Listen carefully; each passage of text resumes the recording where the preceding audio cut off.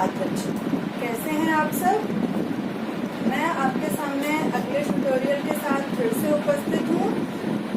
आपने इससे पहले का जो भाग है वो हमारा भाग शुरू हो गया था पहला भाग, और आज इसी का दूसरा भाग है। अब इसका पार्ट 3 संधि। ठीक है, तो कल हमने जो पहले भाग में पढ़ा था, हमने ये पढ़ा था कि संधि किसे कहते हैं। संधि दो वर्णों के मेल को कहते हैं, मतलब दो वर्णों का मेल संधि कहलाता है। संधि विच्छेद किसे कहते हैं। संधि विच्छेद जो संधि से बने हुए शब्द हैं उनको अलग अलग करने की प्रक्रिया क्या कहलाती है, संधि विच्छेद। मतलब संधि से बने शब्दों को तोड़ना या अलग करना संधि विच्छेद कहलाता है। ठीक है, इसके बाद हमने पढ़ा था संधि के भेद। संधि के 3 भेद हैं, स्वर संधि, व्यंजन संधि, विसर्ग संधि। ठीक है, यहाँ तक हमने कल पढ़ा था, और हमने ये भी पढ़ा था कि स्वर संधि किसे कहते हैं। स्वर संधि स्वर का स्वर के साथ मेल होने पर जो विकार या परिवर्तन होता है उसे हम स्वर संधि कहते हैं। ठीक है, अब स्वर संधि हमें आज पढ़नी है, उसके उपभेद।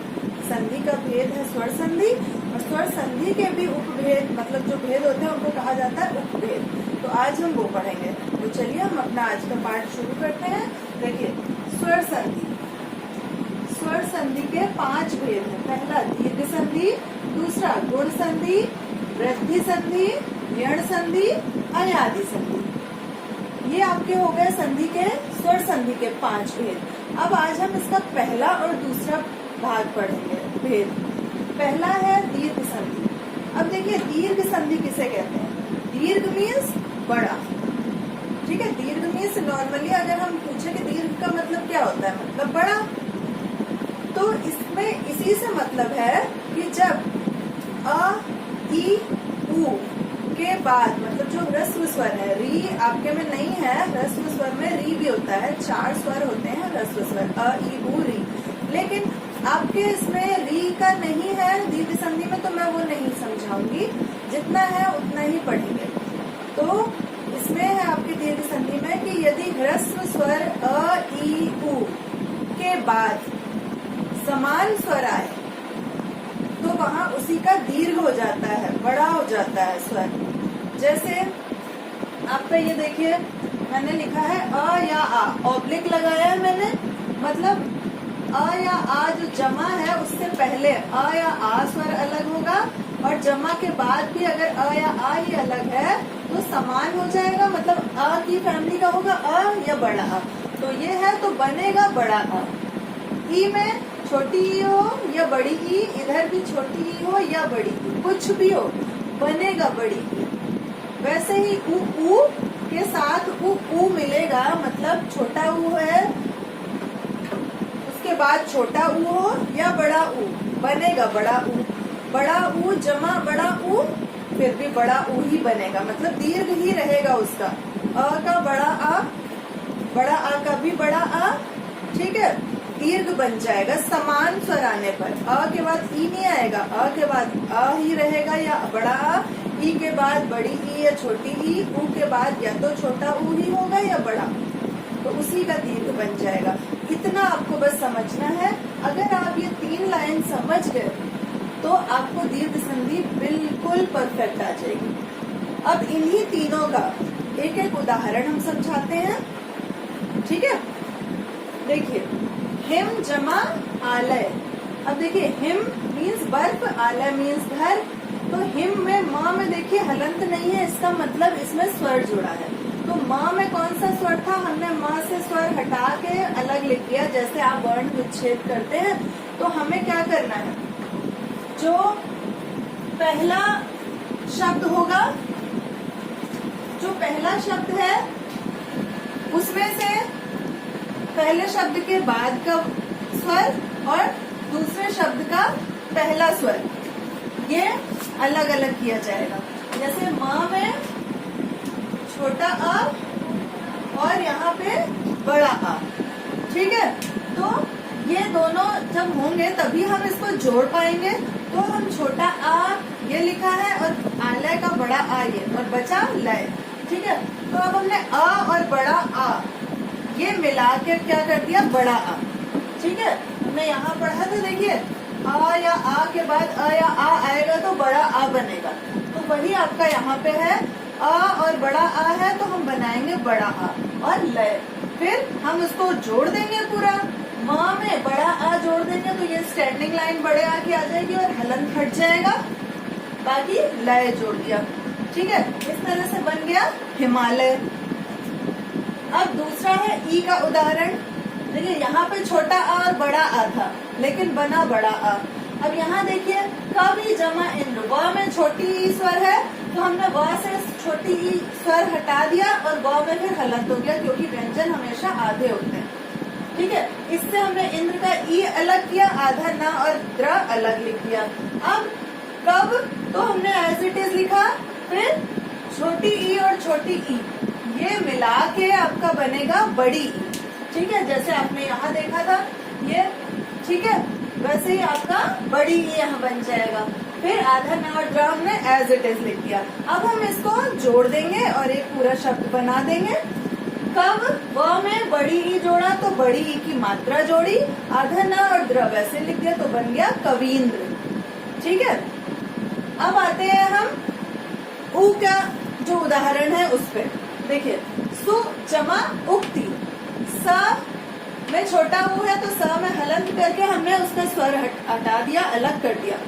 उक्ति का ऊ ले लिया और आधा का और त में ती अलग हो गया। अब ऊ और ऊ, देखिए छोटा ऊ मिलके बड़ा ऊ बन गया। फिर जोड़ दिया हमने स में बड़ा ऊ तो बड़े ऊ की मात्रा लगा दी और ती बन गया सूक्ति। ठीक है, इस तरह आपकी हो गई यहाँ पे दीर्घ संधि पूरी। ठीक, इसके बाद दूसरी संधि आती है गुण संधि।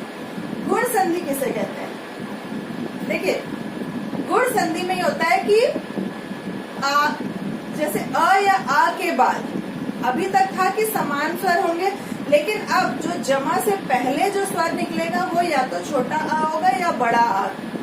सब में गुण संधि के सारे एग्जाम्पल्स हैं। ठीक है, सारे उदाहरण जितने भी गुण संधि के होंगे जमा से पहले अ या आ निकलेगा। जैसे यहाँ जमा से पहले छोटी ई निकली थी, लेकिन हमेशा गुण संधि में छोटा आ या बड़ा आ ही रहेगा।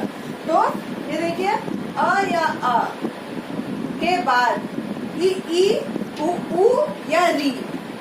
देखिए ई एक जैसे ही है, या छोटी ई हो या बड़ी ई। ऊ में भी चाहे छोटा ऊ हो चाहे बड़ा ऊ, और री ये आएंगे तो अ और ई मिलके ए बन जाएगा, आ और ऊ मिलके ओ हो जाएगा, आ और री मिलके अर बन जाएगा। ठीक है, अर में देखिए ए में एक मात्रा होती है क्योंकि वो छोटा ए है तो एक मात्रा, ओ से ओखली वाला तो एक मात्रा ऊपर स्टैंडिंग लाइन और एक मात्रा। ठीक है, इतना ध्यान रखेंगे। और ये र रेफ वाला है, जो हमने रेफ र पढ़ा था शब्द विचार। शब्द विचार में नहीं, हमने पढ़ा था वर्ण और वर्णमाला में, है ना। रेफ वाला र, हमने रेफ वाले र में ये पढ़ा था कि र जब लिखा जाता है तो वो बोले जाने वाले अक्षर, जिसके र के बाद जो अक्षर बोला जा रहा है उसमें वो र लगाया जाता है। ठीक है, तो अभी जब उसके एग्जाम्पल में आएंगे तो वो और क्लियर हो जाएगा। तो हम एक एक एग्जाम्पल लेते हैं। हमने गुण संधि का क्या पढ़ा? यदि अ या आ के बाद ई उ या री आए तो क्रमशः उनके स्थान पर अ और ई मिलके ए हो जाएगा, अ और उ मिलके ओ हो जाएगा, और अ और री मिलके अर बन जाएगा। ठीक है, चलिए एक एक एग्जाम्पल इसका देखते हैं। देखिए कमल जमा ईश। ठीक है, अब ल में अ है तो हमने ल से अ अलग कर दिया और ल में हलक लगा दिया, राइट। फिर ईश में से हमने ई अलग किया और श अलग लिख दिया। फिर कमल तो एज इट इज लिखा, अ और ई मिलके क्या बना? अ और ई मिलके देखिए ए बना। ठीक है, छोटा आ या बड़ा आ यहाँ रहेगा, उसके बाद में ई या बड़ी ई कोई भी आएगा तो बनेगा छोटा ए ही, यानी कि बड़ी ई है तो बड़ा ए हो जाए, ऐसा नहीं है, बनेगा ए से एडी वाला। ठीक है, और श अब हम इसको जोड़ देंगे। कम ल में ए, मतलब ए की हमने क्या बताई थी? एक मात्रा, ये हमने एक मात्रा बताई है ना, तो ल में हमने ए की मात्रा लगाई और कक्षा एज इट इज लिख दिया तो बन गया कमलेश। ठीक है, इसके बाद आते हैं हम ऊ वाले उदाहरण पे। सूर्य जमा उदय। देखिए सूर्य या में अ है तो सूर्य अ अलग हो गया, जमा उदय का ऊ अलग किया और दय। ठीक, अब अ और ऊ मिलके ओ हो जाएगा। ठीक है, अ और ऊ मिलके ओ हो गया तो सूर्य जमा ओ जमा दय। ठीक, बन गया। उसको हम जोड़ेंगे तो सूर्यो, ओ की मात्रा एक लगेगी। ये देखिए, ये हमने एक मात्रा के लिए बताया था, ओ के लिए एक मात्रा। ठीक है, तो सूर्योदय, सूर्योदय। ठीक, समझ गए। इसके बाद हम लास्ट वाला अपने इसी का उदाहरण, जो री वाला उदाहरण है, उस पे आते हैं। महा जमा ऋषि। अब देखिए महा में ह में आ की मात्रा, इट मीन्स बड़ा आ है, तो हमने ह से बड़ा आ अलग किया और हा में हलंत। हलंत जरूर लगेगा, ये अपने आप से स्वर नहीं आएगा, ये हमको हलंत अवश्य लगाना है। फिर ऋषि का री और शी अलग। अब आ और री, ये देखिए आ और री मिलके अर हो जाएगा और शी। अब देखिए हमने क्या बोला था, अब इसको जोड़ेंगे। म ह में अ है तो अ जोड़ेंगे तो हलंत हट जाएगा, म ह, और ये र अपने बाद वाले अक्षर पे जाता है तो शी में ये र ऊपर आ गया। ठीक है, ये रेफ वाला र ऊपर लगाया जाता है। ठीक है, तो महर्षि। ऐसे ही आप सप्तर्षि बनाएंगे तो वो भी आपका ऐसे ही हो जाएगा, सप्तर्षि।